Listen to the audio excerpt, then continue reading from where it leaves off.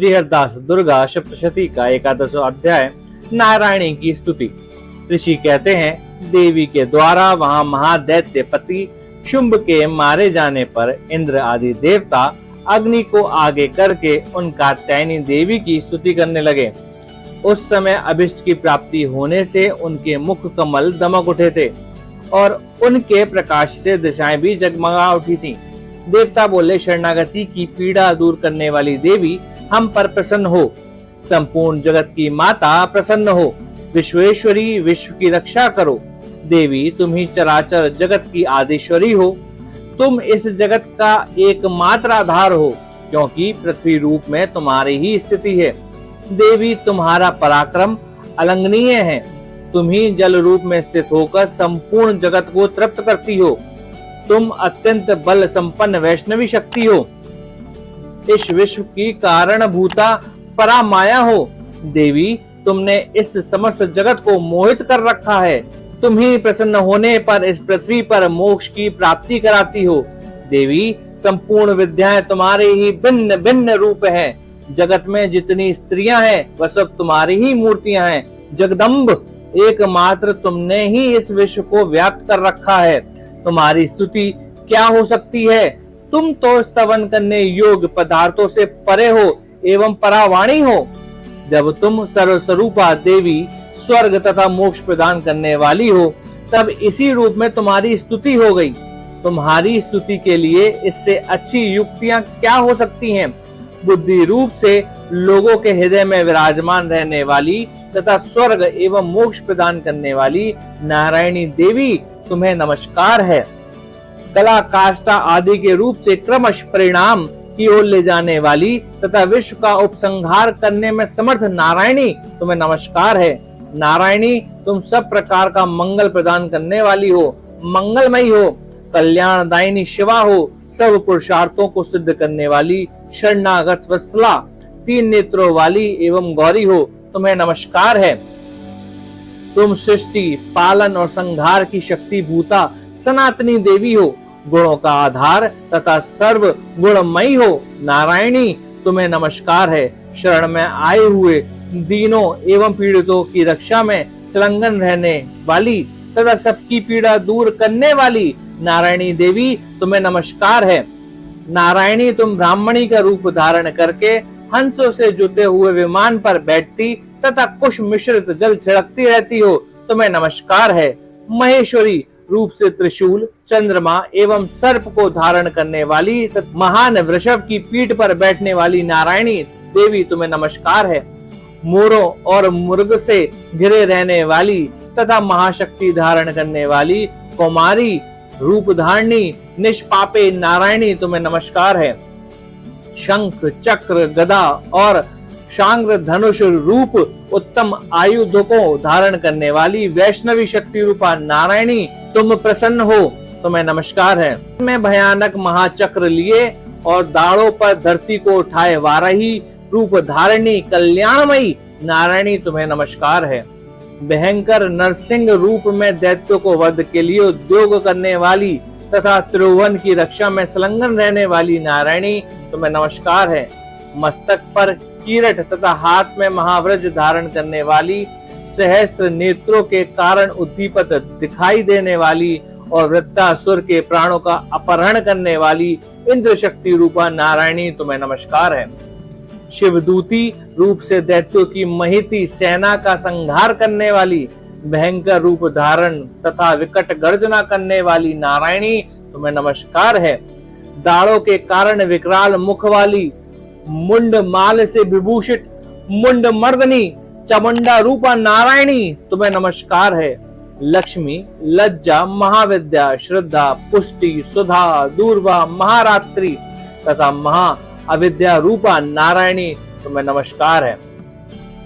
मेधा, सरस्वती, वरा, भूति, ब्राह्मवी, तामसी, नियता तथा ईर्षा रूपणी नारायणी, तुम्हें नमस्कार है। सर्व स्वरूपा सर्वेश्वरी तथा सब प्रकार की शक्तियों से संपन्न दिव्य रूपा दुर्गे देवी, सब भयों से हमारी रक्षा करो, तुम्हें नमस्कार है। कात्यायनी, ये 3 लोचनों से विभूषित तुम्हारा सौम्य मुख सब प्रकार के भयों से हमारी रक्षा करें। तुम्हें नमस्कार है। भद्रकाली, ज्वालाओं के कारण विकराल प्रतीत होने वाला, अत्यंत भयंकर और समस्त असुरों का संहार करने वाला तुम्हारा त्रिशूल भय से हमें बचाए, तुम्हें नमस्कार है। देवी, जो अपनी ध्वनि से संपूर्ण जगत को व्याप्त करके दैत्यों के तेज नष्ट किया देता है, वह तुम्हारा घंटा हम लोगों की पापों से उसी प्रकार रक्षा करे जैसे माता अपने पुत्र की बुरे कर्मों से रक्षा करती है। चंडिके, तुम्हारे हाथ में सुशोभित खड्ग जो असुरों के रक्त और चर्बी से चर्चित है, हमारा मंगल करे, हम तुम्हें नमस्कार करते हैं। देवी, तुम प्रसन्न होने पर सब रोगों को नष्ट कर देती हो और कुपित होने पर मनोवांछित सभी कामनाओं का नाश कर देती हो। जो लोग तुम्हारी शरण में जा चुके हैं उन पर विपत्ति तो आती ही नहीं, तुम्हारी शरण में गए हुए मनुष्य दूसरों को धारण देने वाला हो जाते हैं। देवी अंबिके, तुमने अपने स्वरूप को अनेक भागों में विभक्त करके नाना प्रकार के रूपों से जो इस समय इन धर्मद्रोही महादैत्यों का संहार किया है, वह सब दूसरी कौन कर सकती है। विद्याओं में ज्ञान को प्रकाशित करने वाली, शास्त्रों में तथा आदि वाक्यों में तुम्हारे सिवा किसका वर्णन है, तथा तुमको छोड़कर दूसरी कौन ऐसी शक्ति है जो इस विश्व को अज्ञानमय घोर अंधकार से परिपूर्ण ममता रूपी गड़े में निरंतर भटका रही हो। जहाँ राक्षस, जहाँ भयंकर विष वाले सर्प, जहाँ शत्रु, जहाँ लुटेरों की सेना, जहाँ दानव दल हो, वहां तथा समुद्र के बीच में साथ रहकर तुम विश्व की रक्षा करती हो। विश्वेश्वरी, तुम विश्व का पालन करती हो, विश्व रूपा हो, इसलिए संपूर्ण विश्व को धारण करती हो। तुम भगवान विश्वनाथ की वंदनीय हो। जो लोग भक्ति पूर्वक तुम्हारे सामने मस्तक झुकाते हैं वह संपूर्ण विश्व को आश्रय देने वाले होते हैं। देवी, प्रसन्न हो, जैसे इस समय असुरों का वध करके तुमने शीघ्र ही हमारी रक्षा की है, उसी प्रकार सदा हम शत्रुओं के भय से बचाओ। संपूर्ण जगत का पाप नष्ट कर दो और उत्पात एवं पापों के फलस्वरूप प्राप्त होने वाला महामारी आदि बड़े बड़े उपद्रवों को शीघ्र दूर करो। विश्व की पीड़ा दूर करने वाली देवी, हम तुम्हारे चरणों पर पड़े हुए हैं, हम पर प्रसन्न हो। त्रिलोक निवासियों की पूजनीय परमेश्वरी, सब लोगों को वरदान दो। देवी बोली, देवताओं, मैं वर देने को तैयार हूँ, तुम्हारे मन में जिसकी इच्छा हो वह वर मांग लो, संसार के लिए उपकारक वर को मैं अवश्य दूंगी। देवता बोले, सर्वेश्वरी, तुम इसी प्रकार तीन लोकों की समस्त बाधाओं को शांत करो और हमारे शत्रुओं का नाश करती रहो। देवी बोली, देवताओं, वैश्वस्त मनवंतर के 28वें युग में शुंभ और निशुंभ नामक दो अन्य महादैत्य उत्पन्न होंगे। तब मैं नंद गोप के घर में उनकी पत्नी यशोदा के गर्भ से अवतीर्ण हो विंध्याचल में जाकर रहूंगी और उक्त दोनों असुरों का नाश करूंगी। फिर अत्यंत भयंकर रूप से पृथ्वी पर अवतार में मैं वैप्रचित नाम वाले दानव का वध करूंगी। उन भयंकर महादैत्यों को भक्षण करते समय मेरे दांत अनार के फूल की भांति लाल हो जाएंगे। तब स्वर्ग में देवता और मृत्यु लोक में मनुष्य सदा मेरी स्तुति करते हुए मुझे रक्त दंतिका कहेंगे।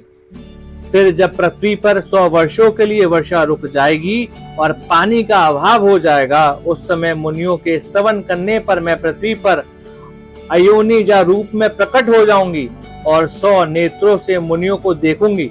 अंततः मनुष्य साताक्षी इस नाम से मेरा कीर्तन करेंगे।